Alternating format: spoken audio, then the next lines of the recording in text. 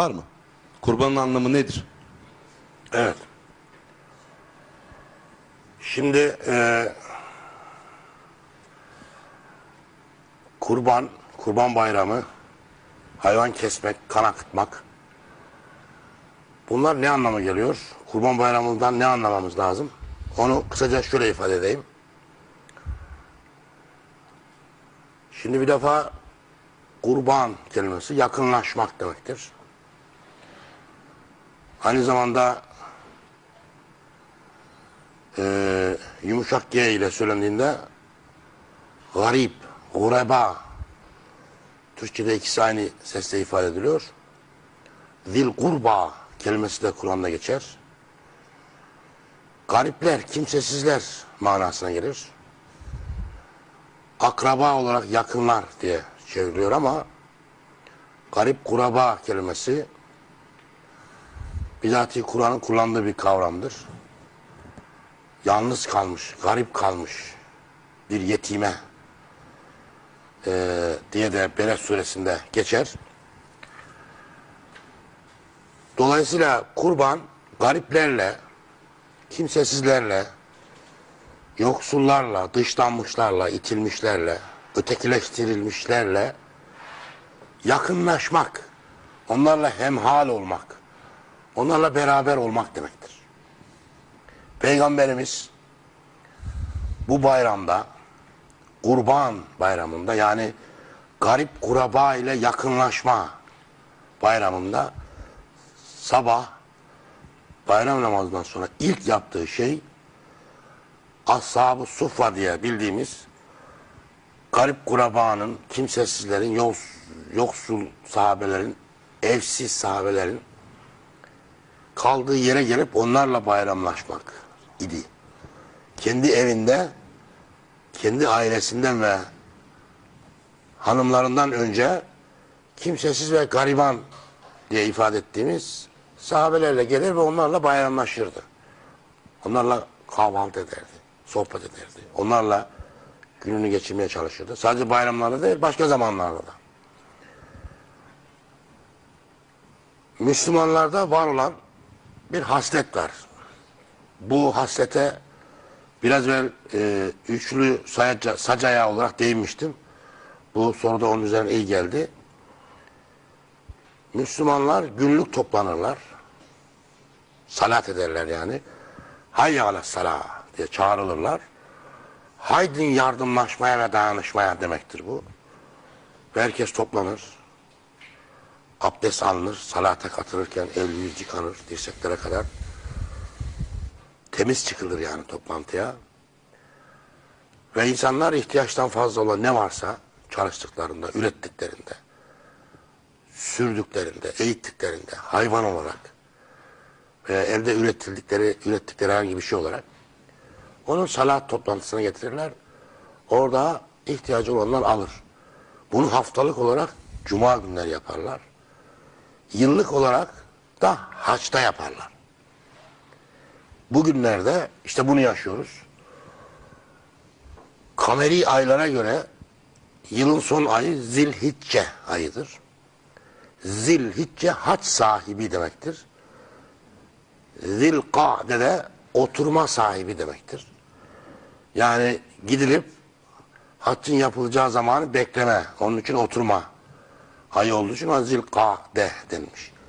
Zilhicce de ziyaret ayı demektir. Ziyaret sahibi ay demektir. Yani Kabe'nin bulunduğu yere ziyarete gitme ayı demektir. Bu yılın son ayıdır. Ve bunun 9 Zilhiccesinde, yani bu ayın 9. gününde herkes Arabistan'ın her yerinden giderek dünyanın her yerinden gelenler Allah'ın evinin etrafına toplanırlar ve Arafet'te vakfeye dururlar. Buna 9 Zilhicce deriz. Sonra Kabe'yi tavaf ederler. Herkes bulundukları yerden ihtiyaç fazlası ne varsa oraya getirir. Aynı camide, cumada günlük ve haftalık yaptığımızın yıllığını bu sefer orada yaparız. Başka diyarlardan gelen ihtiyaç sahipleri de onları oradan alır. Şimdi bu dünya genelinde oluyor. Peygamberimiz zamanında Mekke çapında ve giderek vefat ettiği sıralarda Arabistan çapında oluyordu. Çünkü Peygamberimiz vefat ettiğinde İslamiyet Arabistan dışına çıkmamıştı. Burada ne oluyor? Allah'ın evi Kabe kamuyu temsil ediyor. İnsanlar tarım toplumu olduğu için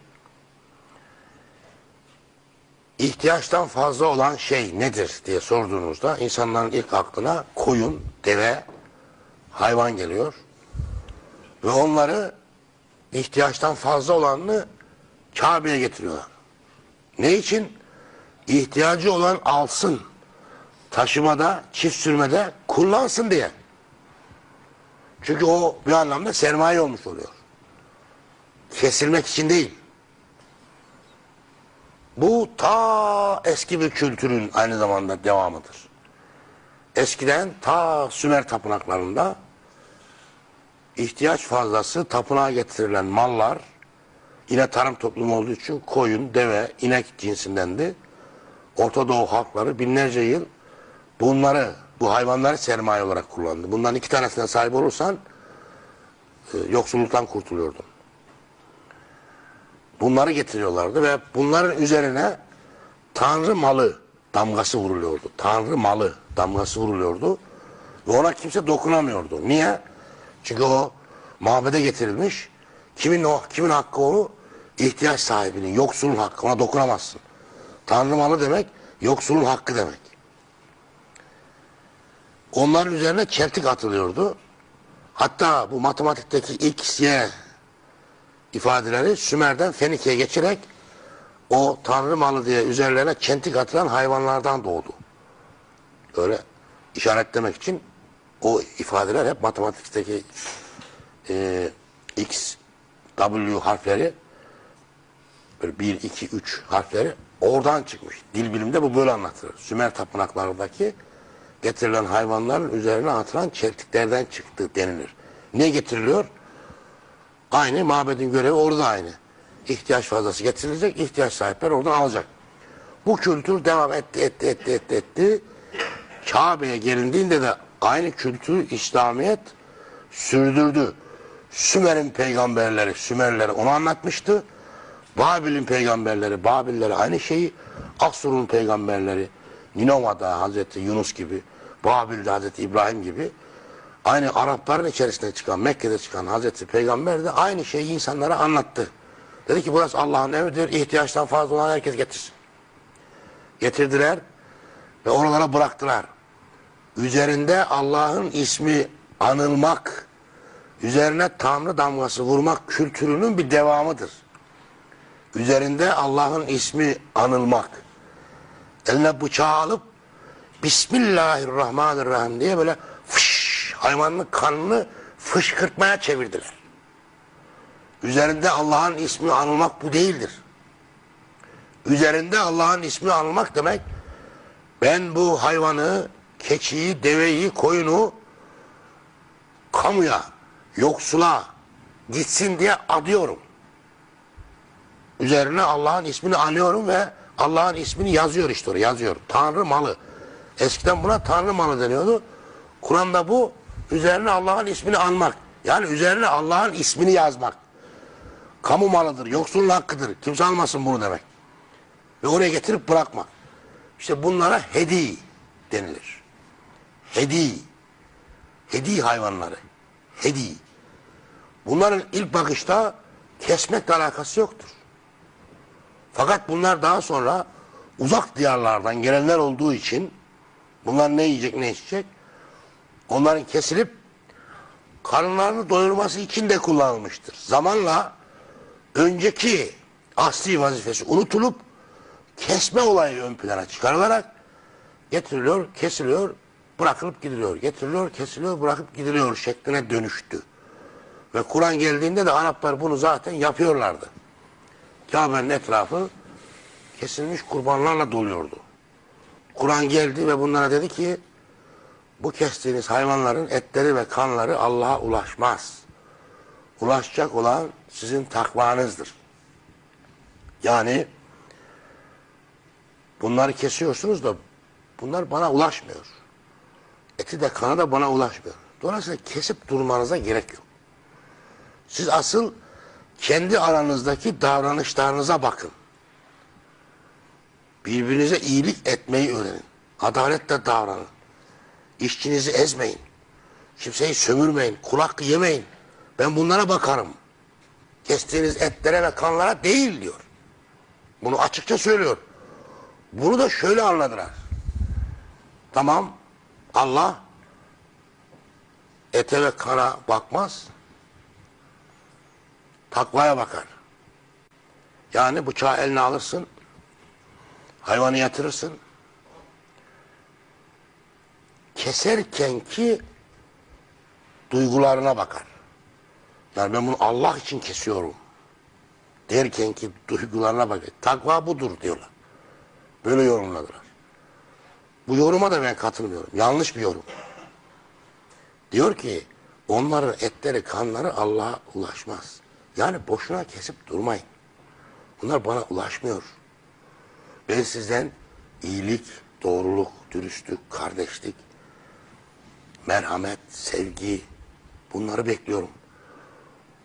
Karz-ı hasen, hayır, salat, zekat, ihtiyaç fazlasını verme, İsar, birbirinize kendinizi feda etme, yoksulları gözetme, zayıfın elinden tutma, düşmüşü kaldırma, bunları bekliyorum. Takva budur. Yoksa her yeri kan gölüne çevirdiğin zaman Allah bundan mutlu oluyor değildir. İşin aslı buydu. Sonra döndü dolaştı, başka bir şeye dönüştü. Ve bugün yoksul insanlar çevre baskısı oluşturularak ben kurban kesmedi dedirtmem diyerek gidiyor bankadan bayram kredisi, kurban kredisi alıyor. %80 kredi kartı taksidiyle kurban borcuna giriyor. Bu insanlara bu eziyeti yapmaya kimsenin hakkı yok. Diyanet açıklama yapmalı ve demeli ki Kur'an'da kurban ayetleri genellikle haçta geçer. Yani haçtaki bir olaydır. Şu anda orada büyük bir toplantı oluyor. 9 Zilhicce toplantısı. Biraz böyle anlattığım. İnsanlar uzak diyarlardan geliyor. Orada kesilenler hem diyor yiyin hem de yoksullara dağıtın diyor. Yani orada kesilen, madem kesiyorsunuz bunu, o zaman 3'e bölün, paylaştırın. Bak yine paylaşım var. Ve yoksullara, garibanlara bunu verin diyor. Kime diyor? Hacılara diyor. Hacca gidenlere diyor. Haçta sürüp gelen bir kültür bu. Şimdi bunu hacca gitmeyenlere de teşmil ederek bütün herkes, giden gitmeyen, 7'den 70'e, hem de 2'şer 3'er 4'er tane vatandaşı bu mecburiyetin altına sokmak, bunu yapmazsanız dini vecibe yerine gelmez demek. İnsanlara kan dökerseniz, onu alnınıza sürerseniz, gelecek kurbana kadar günahlarınız affolur. Kan aktıkça bütün günahlardan pir-u-pak olursun diye bir itikat telkin etmek son derece yanlıştır. Böyle şeyler bu dinde yoktur. Bak açık açık söylüyorum. Ben kendimi söyleyeyim. 20 yıldır bayramda hayvan kesmiyorum. Ama kurban, yakınlaşma, garip kurabayla, yoksulla yakınlaşma bayramını çok seviyorum. Hayvan kesmiyorum ama bayram kutluyorum. Bayram çok güzel. Temiz elbiseler giyiyorsun. Küsler barışıyor. İnsanlar birbirine güler yüzlü davranıyor. Hediyeleşiyor. Karşılıksız yardımlar alabildiğine coşuyor. Kalplere sevinç bırakılıyor. İnsanlar seviyor. Sevgi yayılıyor. Ne güzel. Bayramlar ne güzel. Ama bayramda illa hayvan keseceksin diye bir şey yok kardeşim. Böyle bir dini mecburiyet ve zaruret de yok. Herkesten Allah böyle bir şey istiyor da değil. Allah bizden yardımlaşma, dayanışma, iyilik, güzellik, sevgi, merhamet istiyor. Allah'ın yarattığı başka bir hayvanın kanını akıtmanızı değil. Onların etleri ve kanları Allah'a ulaşmaz.